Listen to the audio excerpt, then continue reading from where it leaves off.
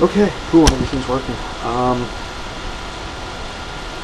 Yes, so this video is for Genie, Genevieve, Jenny, I don't know what you guys call her. You spell it Genie on Facebook, so what's wrong with Genie? Yeah, so Genie, your mom tells me that you're wanting to start your own business, which is awesome. I can commend you for that. That's a really good step. My mom actually owns her own business, and she's very successful at her business. And along the way, she's actually kind of taught me a lot of things that she does for her business, and her business model works. So I'm going to kind of teach you what I know about business in hopes that you can really kick off your idea. Back to I'm an animated person, and you can't see my hand gestures with how close this camera is. But yeah, so she's really successful in her business. So I'm going to try to teach you a little bit, hopefully make your business really successful as well.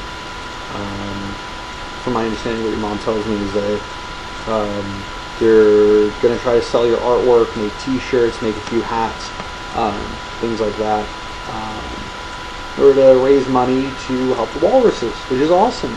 You know, save the planet. I mean, that's a good goal to have. And that actually brings us into our first point about business. Have a goal. Obviously, like you want your goal to be something really precise, and you want that precision to keep you on track. Because if you start to move away from your goal, you will actually find that what you originally intended the whole thing to be, it's not going to happen. You'll be disappointed. You're going to feel like you wasted a bunch of time and a bunch of effort and everything. And it's not cool. So have a goal, and you already have that. You want to help walruses, which is awesome. Huge tax write-off because it's like conservationism and charity and things like that. So huge tax write-off. Good going. Good idea. You might even be able to file this under a non-profit organization, and because of that, everything you do, no tax, things like that. So good. Anyways, so you have your goal. The next step is choosing a demographic. Now, choosing a demographic means that, like, who are you trying to sell these to? Now, because you're doing artwork and you're doing, things that you can wear, you might want to say, oh, well, I want everyone to buy it. And yes, I mean, everyone wants everyone to buy their things. That's natural. But you need to be realistic. Not everyone's going to want or necessarily need what you have. And even then, there's going to be a lot of people who don't like what you have, and that's okay. Not everyone likes me, and I like to think I'm a likable guy. But not everyone likes me. They don't like the way I look. They see my scars and they're like, oh, that dude is, whatever. He deserves whatever he got. I mean, people are just grouchy like that. So you're gonna run into people, when you're like, hey, I'm trying to sell this to raise money for walrus awareness, or whatever, however you're gonna spin it. Some people are just gonna look at you and they're like, dude, get out of my face. I don't want what you have. Like, why are you even talking to me? That's gonna happen, and it's okay. Like, don't beat yourself up.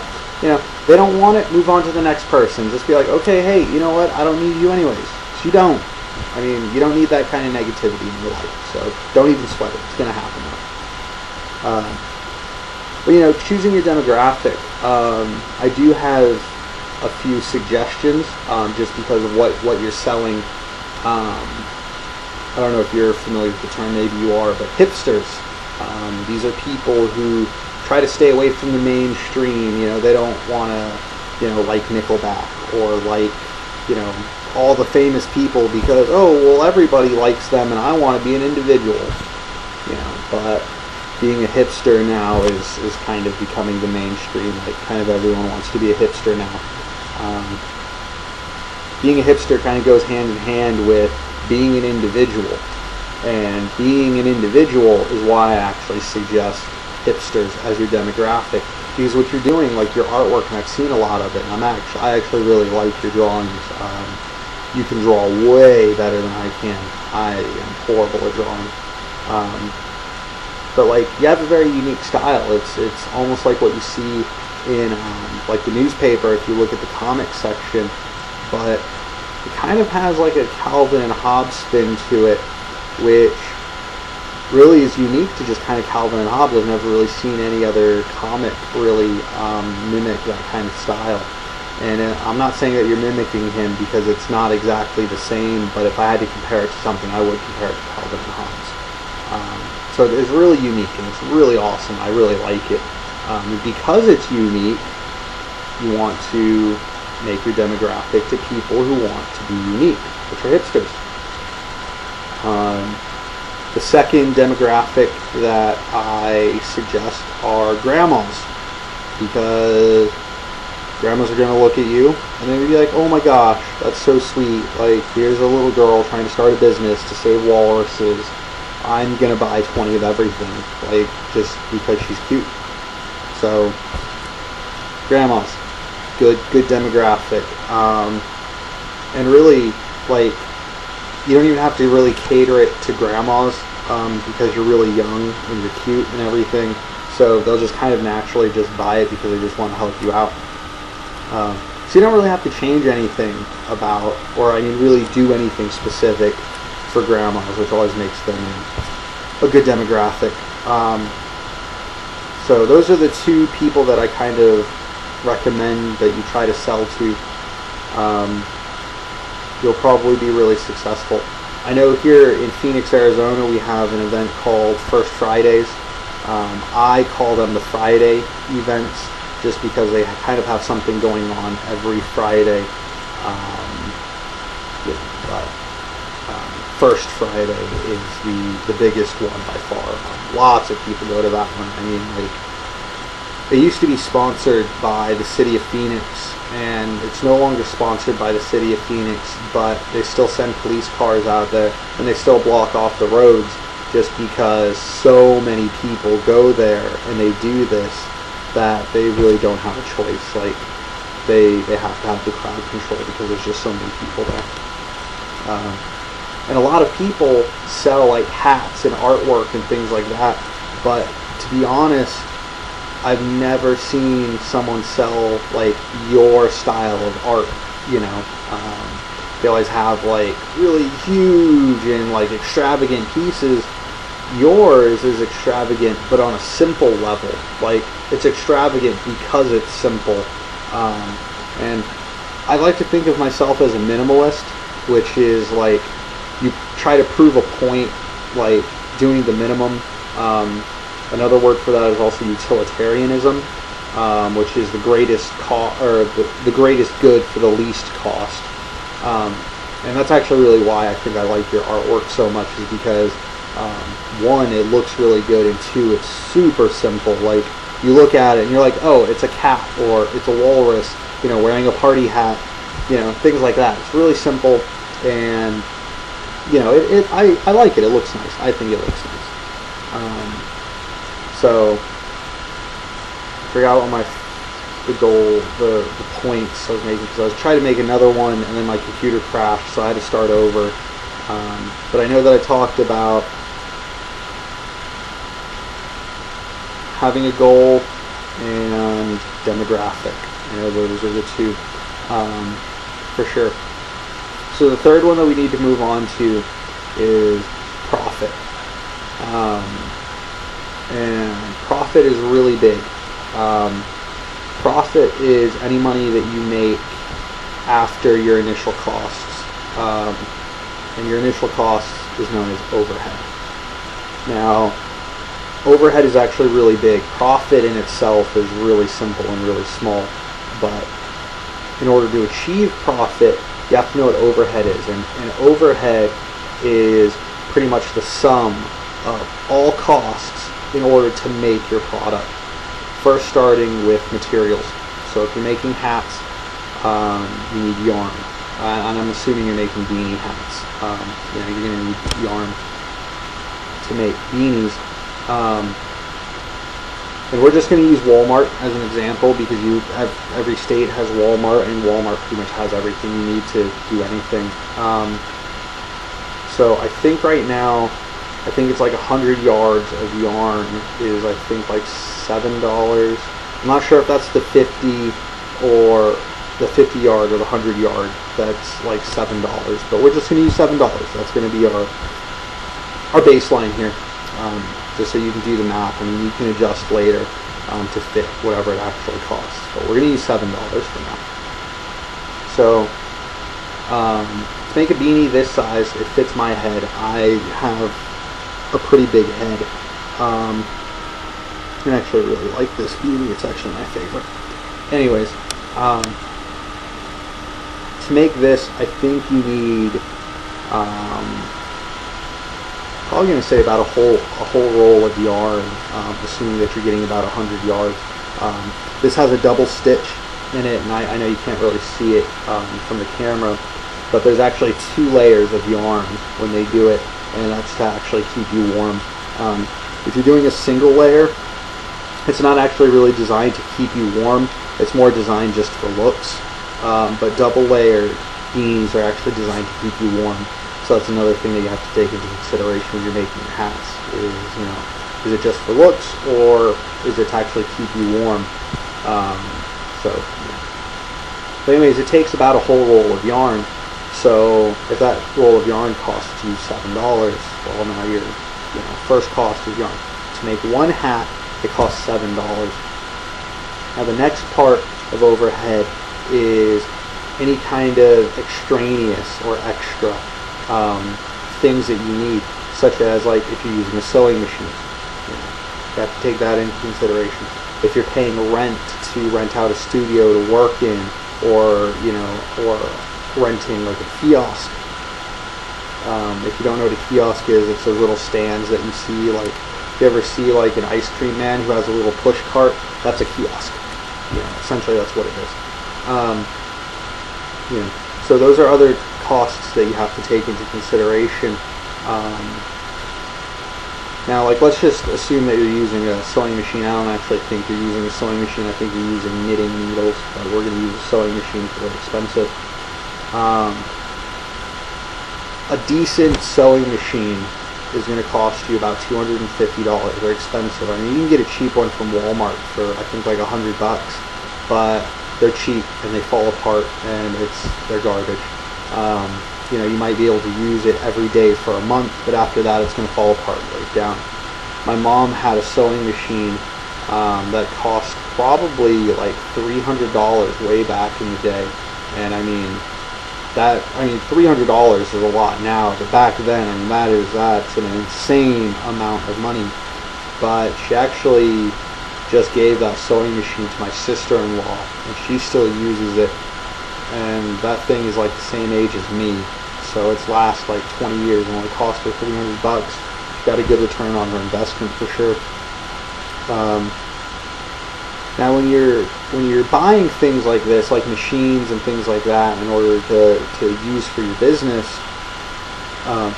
you don't have to try to pay it off all at once. You want to kind of try to stretch the price across all of your products. So like, let's say that your machine made 150 hats and it cost you $250. Well, you want to make, or you want to divide 250 by 150, and you get roughly like 40, like 0.4 is about what you get, just off the top of my head. It's about 0.4, which is 40%. So let's see, did I do my math right? 40%. Right, so 40% of 250 is a little bit less than half, so about 150. oh, I don't know, it's too late to do math. But essentially, when you divide it up and you figure out, okay, well, it made this many units, you have to figure out like how much you're going to split that 250 across those units, and then you have to tack that on to the $7 that you already have. Let's just say that it came out to be like $2, or it's actually less than that. It's like $1.25. So you have your $7 for the yarn, and now you have to add in $1.25 to pay off your sewing machine.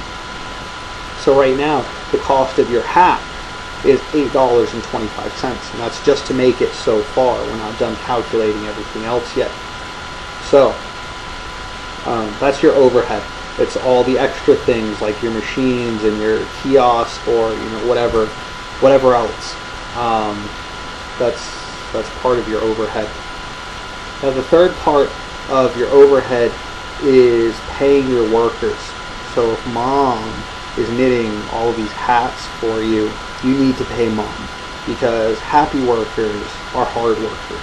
So if you pay them, they're going to be happy because now they're getting a paycheck, and they're going to want to come back to work, and things like that. So knitting a hat takes a really long time, and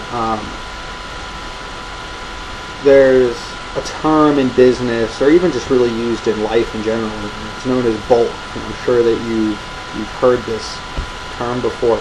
Now, bulk in the business world means buying everything, like a lot of everything at once. And they say that it's cheaper to buy in bulk, and that's true. It is cheaper to buy in bulk. You can go to the store and you can look at the price difference between 6 eggs and 12 eggs, and then the 18 count eggs, and per piece, per egg, it gets cheaper the more eggs that you're buying at once. So things are cheaper in bulk. So if your mom is making a lot of hats in one day, in a normal work period, if you're working full time, you work 8 hours a day, minimum. So if your mom in 8 hours can make 8 hats, well, you need to pay her accordingly. And the more hats that she makes, essentially, kind of the less you pay her per hat, which sounds a little bit backwards, but that's just how business is. And she understands. She understands what I'm getting at. She doesn't want to hear that. No one wants to hear that they're going to get paid less per piece, but it is what it is. You're running a business, so you have to be a businesswoman now. But at the same time, the less she makes, the more you have to pay her. So if she can only make 1 hat in an 8-hour period, well, you got to pay her more for that 1 hat, which is why people like factory workers, because they can churn out a bunch of items, and the more items they can put out, the less they have to pay them in the long run. So to be fair, let's just say that she can make 1 hat a day. You probably pay her about $10 for that hat. Now, work it out with your mom. She might be willing to help you out and maybe do it for free. Maybe she wants $5, or work it out with your mom though.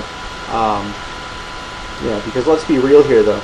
Like, if she can only make 1 hat and you pay her $10, well, she makes $10, and that's a lot of overhead that it's adding. Because so right now we're at $8.25 to make 1 hat. Well, if you have to pay her $10 for 1 hat a day, well, now your hat has to cost at least $18.25.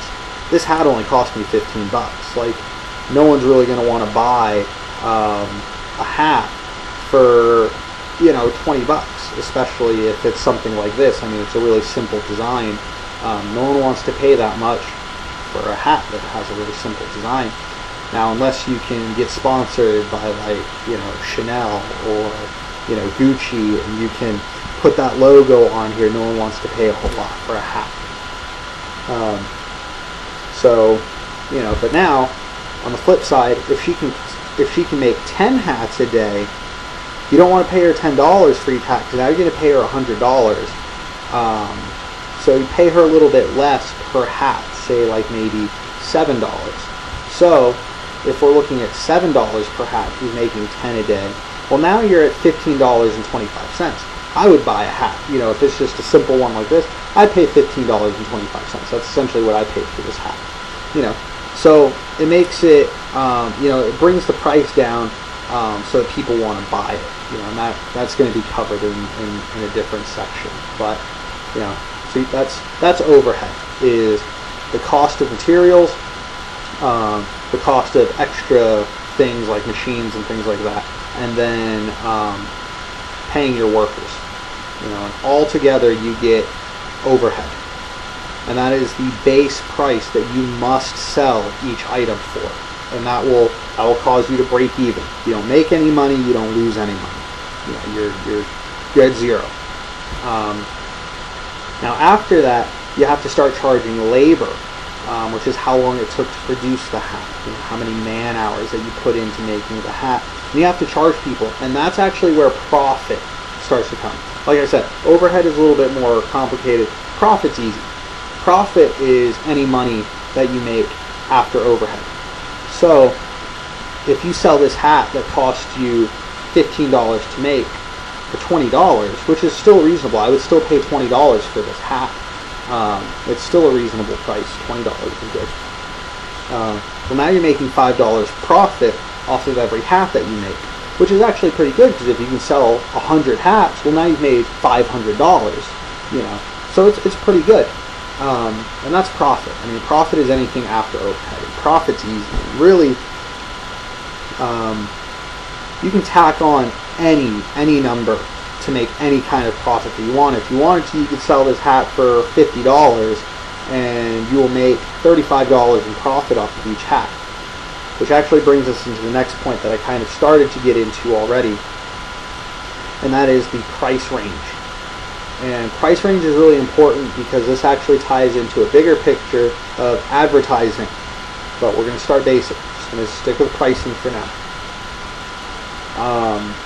You don't want it to be too expensive, because then people won't buy it. People are going to look at it and be like, oh my gosh, that's a really nice hat and it's cool that you handmade it, but I'm not going to pay $50 for that. I can go to Walmart and get the same kind of hat for $5. Like, why would I pay for your handmade thing? Like a crazy, outrageous price. Now, $20, like I said, is a lot more reasonable. Yes, I could get this same exact beanie from Walmart for like $5-10. Way cheaper than what I paid for it. But I realized that, this is handmade. I watched this lady make it, and I know it's good quality. Like, it's not some factory worker made it. No, this is like a person spent their time, they poured their heart and soul into this hat, and they made it with love. I mean, the love is priceless. Okay, so that's why I paid $20 for this hat, because I know where it came from. I saw the person do it. But I made that connection with them, which is part of the advertising. If you can make a connection with people, people are going to be willing to pay a little bit extra because they know that, this is going to a good cause. I mean, Walmart's a mega corporation. I worked for Walmart for a long time. They didn't treat me very well. So, I get my necessities from Walmart, like, food and things like that, because it's cheap. And I'm not going to pay, $5 for a dozen of organic eggs, when I can just go to Walmart and pay $1 for, eggs that have pretty much the same exact nutrient value. They don't taste as good as organic eggs. Organic eggs taste way better, but the nutrients involved is pretty much the same. But, so that's something you have to take into consideration, is pricing. If it's too expensive, people aren't going to want to buy it, but at the same time, you can't sell it for too cheap, because then you start getting into overhead. So you have to strike a balance between profit, overhead, and what they call cost efficiency is the actual term. And cost efficiency is cost effectiveness, cost efficiency, kind of the same thing, is more towards the consumer. And the consumer is who you're selling it to, your demographic. If the consumer doesn't think it's very cost effective, they're not going to buy it. They're going to be like, that's way too much. I'm not going to do it. So you have to strike that balance so that you can profit.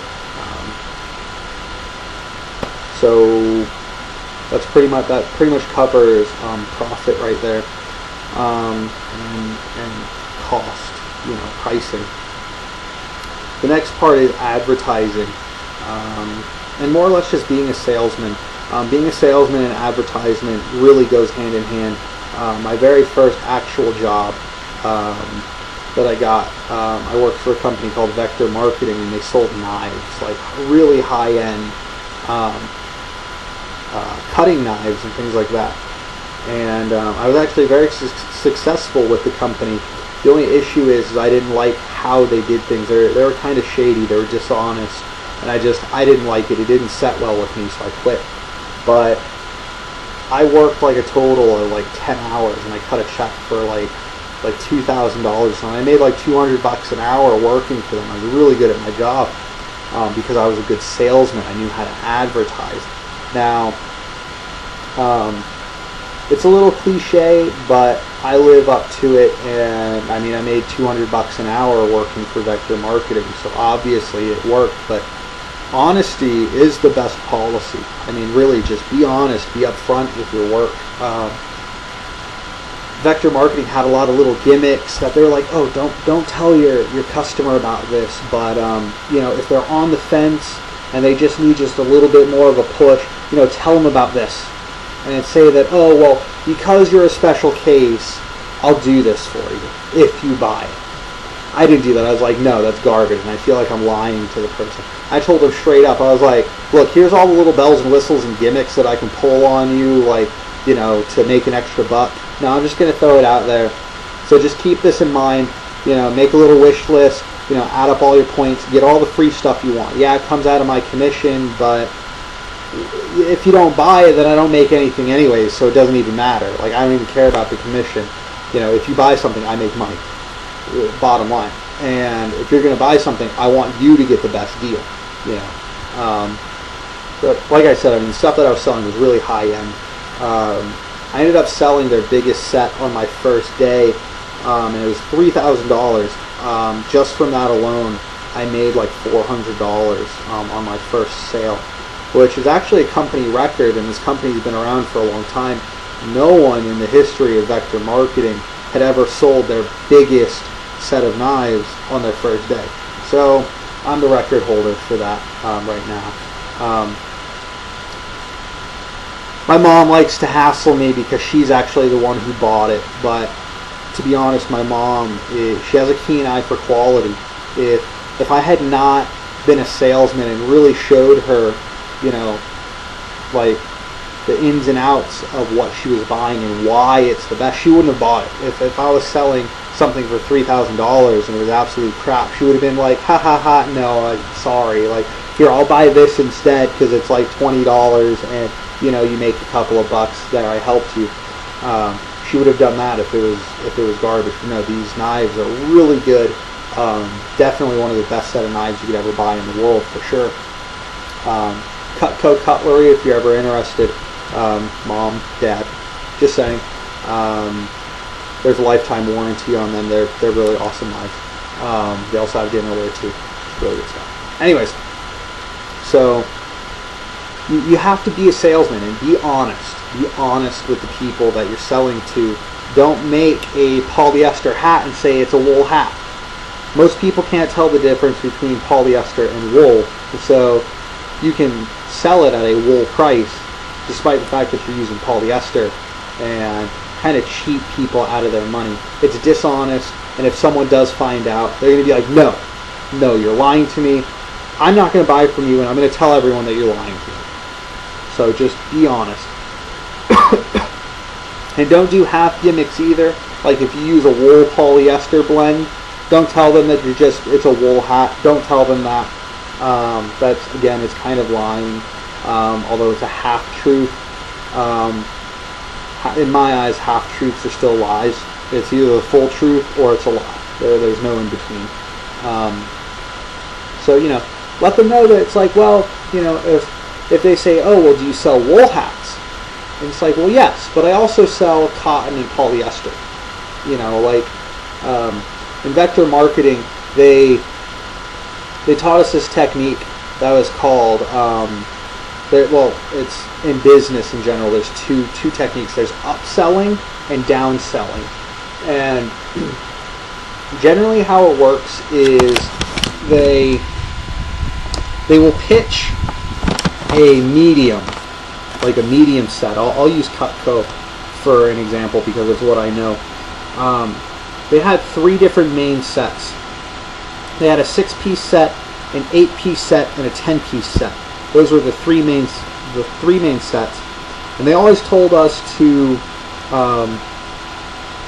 pitch from the top down because they wanted us to downsell in a sense. And most of the time, you don't want to downsell; you want to upsell. But because of the price of the knives, and these were very expensive knives, downselling was a better tactic because you were more likely to make a sale, and they wanted you to sell the smaller pieces because again, it goes back to selling in bulk. The more items you sell, or the more items that are in what you're selling, it's cheaper. And they wanted us to downsell in that regard because they made more money off of each knife. The 10-piece set, each knife came out to be like $50 a piece, whereas the 6-piece set, you'd sell it for about $60 a piece. So they actually made more profit if you sold it in a smaller set. But so they'd have us downsell like that, which in this case for you, downselling would be like, oh, well, what kind of hats do you have? And you would tell them, well, our best quality hat is a wool hat. Now, don't actually say this to them because you're only selling these hats for like maybe $30 max. Like if you do like a triple layer wool hat and it's super warm and like you can go out into like negative degrees with it, yeah, sell that hat for like $50 because it's totally worth it to not get frostbite. Totally worth $50. But if you're like, you also have some other hats that are a little bit less expensive. Don't ever say cheap. Don't ever say cheap or cheaper, because if you say that, people are going to think that you have a bad product. Say less expensive. It means the same exact thing, sounds completely different, and it makes you sound more professional. Like, you have less expensive options if you don't want to pay $50 for a hat. You do have a triple layer cotton hat, and it's only $30. It'll still keep you warm, blah, blah, blah, blah, blah, things like that. Now, at this point, this is actually a good bridge into upselling. Now, upselling is when you start from the bottom and you work your way up. And it's also known as building a value. And the way you build a value for like your hats is if you say, well, I have a cotton hat here, and it's a triple layer cotton hat, and it'll keep you really warm, but I recommend the wool hat instead. It's a little bit pricier, but it's way better, and here's why. And here's where you start upselling. You tell them, look, your cotton hat, if it gets wet, it's going to make you cold, and you're going to get pneumonia, or you're going to get hypothermia, and you're going to die. You're going to get frostbite, and you're going to lose an ear, or something. Don't be crazy extreme. Some people like it, some people don't. When you start getting into sales, you'll be able to size up your customer, and you'll be able to see what they're into and what they're not into, and you'll learn how to talk to people. That's just something you'll learn. But you give them a reason, and then you say the reason why I recommend the wool hat is because if it gets wet, well, it's still going to keep you warm. So you build a value. Because really they're going to look exactly the same, so they're going to ask you, well, why do I want to pay more for a hat that looks exactly the same? So you have to build a value, and when you tell them that, well, if it gets wet, it's still going to keep you warm, they're going to be like, oh, that makes sense, okay, yeah, I'm going to buy it, yeah, I'm going to buy the wool hat. And that's called upselling. For you, don't downsell. I mean, you're not dealing with things that cost, hundreds and thousands of dollars like I was selling with knives. So upsell. And again, when you upsell though, the price of wool yarn is going to be way more expensive than the cost of cotton yarn. And so that goes into your overhead. So you have to build the price from there and things like that. Also, another part of being a salesman, things like that, is being likable. You have to be very likable. If people don't like you, they're not going to want to buy anything from you. I worked another sort of sales job. It was for a security company. We sold alarm systems, and it was called Envision Security. I don't think they're in Minnesota, but if you ever run into them, contact me on Facebook or give me a call or something and talk to me before you actually buy anything from them, because they will rip you off. The product they're selling is great. It's phenomenal. There's nothing wrong with the product that they're selling. They have the best product for sure. But it's just a lot of the salesmen are really sneaky, because this company gives you a lot, or like gives the sales rep a lot of freedom in pricing. If I wanted to, I could sell it for any price I want. I could go to someone and be like, well, for $500, I can give you this, this, and this, and this. And it's like, the cost of this is $2,000. That's actually the actual quote. Everything that they gave you was actually cost about $2,000. But the thing is that after we installed these things, we sold a security contract to a monitoring company, and so they paid us more. And so we technically would actually give everything to them for free, but we didn't tell them that per se. So if someone wanted to sell that security system to someone for $500, and someone was like, "Oh yeah, I'm saving $1,500. Heck yeah, I'll buy it." Well, they got $500 in their pocket, and if they wanted to, they could even collect it in cash. So if you ever deal with Envision Security, contact me first. I'll let you know what's up, because their salespeople are really sneaky and tricky. But an issue that was really big in this company, and that a lot of people would work for this company for a month, they'd never get paid because they never sold anything, is because they weren't likable people. They're really, they smelled bad, they had a bad attitude, they didn't look professional. There's nothing about them that would make you want to buy anything from them. So wash your hair, brush your hair, look pretty, smile, be pleasant, make people laugh. And laughing is actually, if you can make someone laugh, you've got them in the palm of your hand. If they laugh at one of your jokes, especially if it wasn't even that funny to begin with, and they're laughing because they like you, they're probably going to buy something from you. That's just the reality of it. They're going to do it. So, be pleasant, be nice, be respectful. If you're selling, if you run into a grandma, and she's like, "Oh, what are you selling?" Be like, "Well, young lady, what I'm selling here is," and they're going to eat it up, because you're like a little tiny child, and they're like a big grown-up adult, and they're super old, and you're sitting there calling them young lady, and now when you say it, don't be don't make fun of them. Don't do it in such a tone that's like making fun of them. Do it in a tone that's complimenting them, because they're going to be like, "Oh my gosh, that's so cute, and I feel like I'm really young now." And they're going to like you. They're going to love you for it, and they're going to want to buy your stuff just because they like you, which happens a lot, and that's part of advertising, is if they like you, even if it is kind of outrageous, if you're selling this hat for $75, they might just buy it because they like you. I mean, it's happened to me a few times in sales. They straight up told me, it's "This is really expensive, but I like you, so I'm going to buy it." Things like that. So, you got to be really nice, be really pleasant, and, you look really nice, you look really pleasant. Your mom is really nice, and she's really pleasant to talk to, so I'm sure it's rubbed off on you, so I don't think you're going to have any problems with that. So that's pretty much, that is the basics of the whole thing, is you have your goal. You want to help the walruses. Good. Keep it focused. And actually, this wasn't really covered too much, but while we're here, keeping it focused. For right now, start small.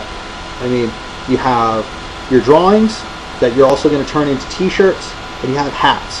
Leave it at that. Don't try to add anything else right now, because if you're like, "Oh, well, man, I can start making hoodie jackets, or I can make Lettermans, or I can make flags. You're going to become super scatterbrained, and you're going to lose focus, and when you lose focus, you're going to lose quality. When you lose quality, you lose advertising. When you lose advertising, it all just rolls back, and it all just goes downhill. So keep it focused.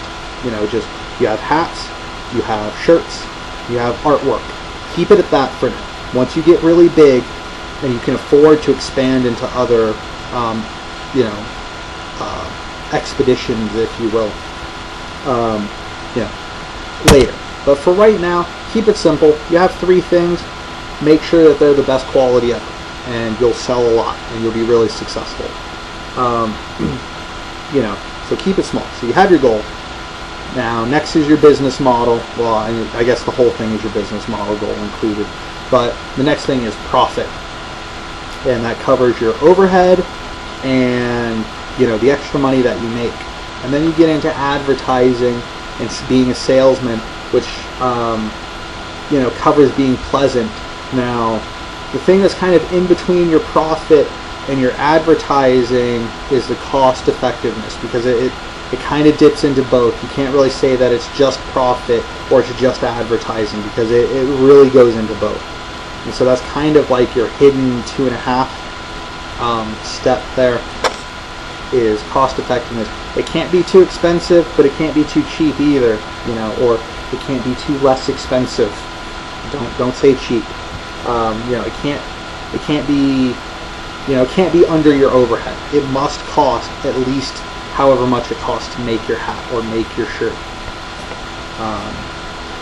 So with all of that, if you can, for right now, if you can just stay focused on these things, you have your goal in mind, you keep it small, you keep it focused, you have your profit, you pay for your materials, you pay for any machines that you need, and you pay your workers.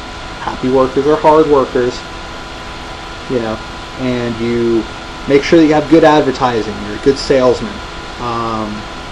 You're set for success, and you're going to do great, and you're going to make tons of money, and you're going to save so many walruses. It's going to be awesome. So that pretty much concludes that whole business thing. I just want to tack on a little bit extra to this. It's not really relating to the whole business thing, really, but I talked to your mom about this, and it's just an idea that I'm trying to get into motion right now. Things aren't happening as fast as I want them to right now, and it kind of really sucks, but that's life sometimes. I have a friend, her name is Monique, and she's a really good friend of mine. She is majoring in like conservationism or something, and pretty much it's like saving the planet, saving the walruses, pretty much what you're interested in as well. And she wants to one day like work as a charity or for a charity or something like that, doing like relief aid and things like that. And I honestly wouldn't mind getting into that myself. I would love to be able to give back to the community. Giving back to the community is great. And so, if me and my friend Monique here can get everything started and we can get it kicked off, Genie, we'd actually really love, I've already talked to her about it, we'd really love to have you on board with us, working for us, or making hats and we'll sell them for you, and whatever. Like, we're not going to charge you any overhead. You tell us the price and we'll sell it at that price and we'll give you all the money. Like, we're not in it for the money. We just want to help you out, and we know that helping you out is going to help out the walruses. So we're like, everybody wins. Everybody wins if you're on board with us. So yeah, I mean, definitely that's going to be in the future, and it's not going to happen for at least another 2 years, because she's still in college. She's in her second year of college now. So it's not going to happen for at least 2 years. In 2 years, you're probably still going to be in school, so you're probably not even going to have the legal authority to really say that, yeah, I'm going to come and work for you until you're 18, which I actually don't know how old you are. I'm thinking like 7 or 8. Like, you're pretty young.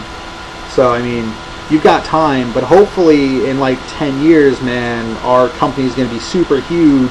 And as soon as you send me a message or you call me, or your mom is like, hey, she's old enough now, like, she can work for you, man, I'll hire you on the spot. Like, hands down. And you've got video documentation stating that I said it. So if I don't hire you, you can pretty much sue me. It's, you know, legally speaking, yeah. Because I made a promise and I didn't follow through with it. So you got a spot for you. So yeah, that concludes the video. It's a really long video. It's 45 minutes long, but I really hope that it sinks in for you, it makes sense, and that you're really successful in saving the walruses. That's a really honorable thing to do, to really save the planet. That's really awesome, which is why I made this video, because I think it's so awesome. So have a good night or day or whatever time it is if you're eating lunch. I hope you had a nice lunch or dinner. Whatever. Deuces.